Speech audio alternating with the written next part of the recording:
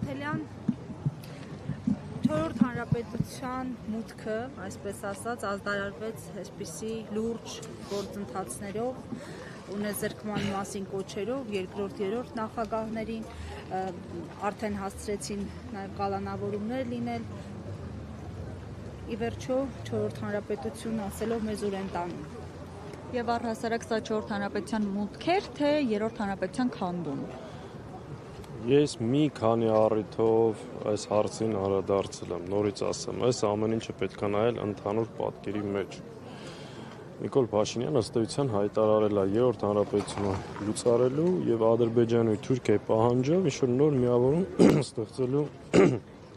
մասին։ Հիմա այս ճանապարհին երկրում կա դիմադրություն, կան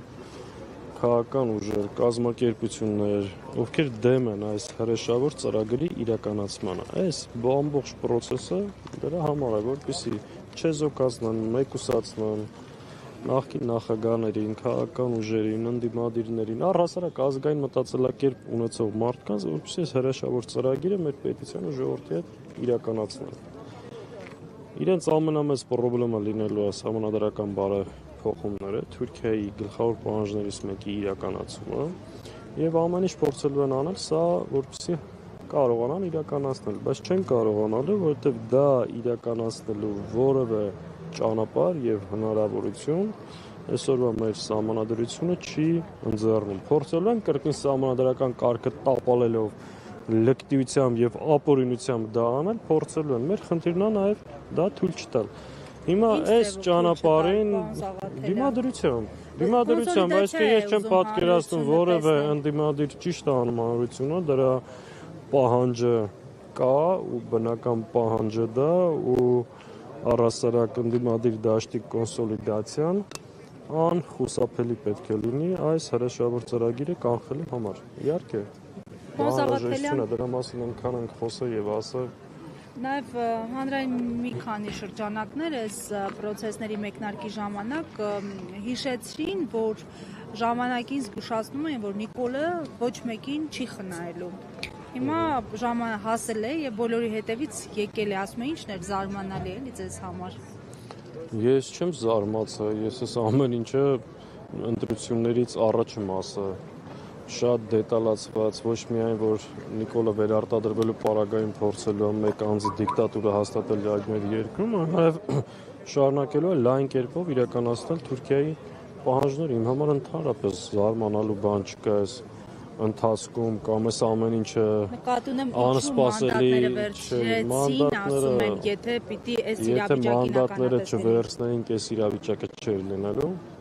Այսինքն սա ինչ մի բան է, ասենք երեք էլ Նիկոլ Փաշինյանը խորհրդամանդատները դրեք, ասենք դա բացարձակ մեկը մյուսի հետ կապ չունի, այդ խոսույթը արդեն բան է, այդ մանդատի, այսինքն դրանով էր պայմանավորված այս process-ը, ասենք Բարգավաճ Հայաստանի մանդատներն էլ գողացել էին, մանդատ չէին տվել, կարող է պակասեն այդ հալածանքները ավելի մեծ ու լայն թափով չիրականացում, ինչ կապ ունի մեկը մյուսի հետ։ Լավ, խորհրդարանական գործիքակազմը բավարար լինելու է։ Բացարձակ։ Այսինքն նախատեսվում է նաև հանրային փողոցի գեներացում։ Խորհրդարանի մեր գործիքակազմը մի մասն է փոփոխություններ հասնելու համար։ 100 անգամ ասել ենք, մեկ անգամ եւս կրկնում եմ։ Առանց խորհրդարանական մանդատների միայն փողոցով ըստ էության դա անհնարին էր ու նույնը հակառակը միայն փողոցային մանդատով դա հնարավոր չի, հետեւաբար մենք ունենք երկու խնդիր խորհրդարանում եւ խորհրդարանից դուրս կազմակերպել մեր հասարակությանը գիտակից ազգային մեր երկրի պետության ապագայով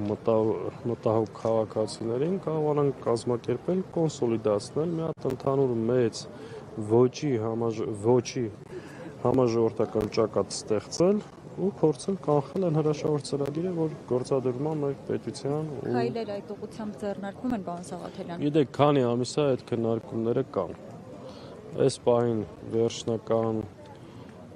որ ասեմ կոնսոլիդացիա կա դեռ չկա, բայց դա առաջիկա շաբաթներին մեր հիմնական անելիքը եւ քաղաքական կոնսուլտացիաների առանցքը պետք է լինի։ Բայց կան արդեն այդ կոնսուլտացիաները գոնե սենց Քննարկումներ կան,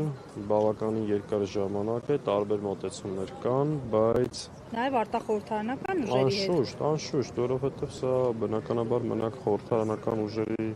խնդիրը չի, սա առավելագույնը պետք է կարողանանք մոբիլիզացնել, նորից եմ ասում, ոչ միայն քաղաքական ուժերին, այլ նաև մեր հանրության բոլոր հնարավոր շերտերը։ Եղավ, շնորհակալություն։ Ես եմ շնորհակալ։